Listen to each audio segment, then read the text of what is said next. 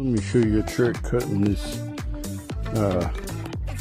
this other part. After you cut the straight cuts, you got to use the jigsaw.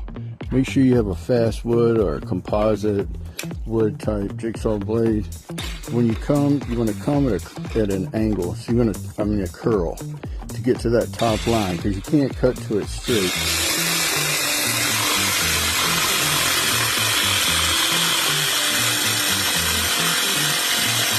And then you follow that, boom, and then you can come back clean and get the rest of it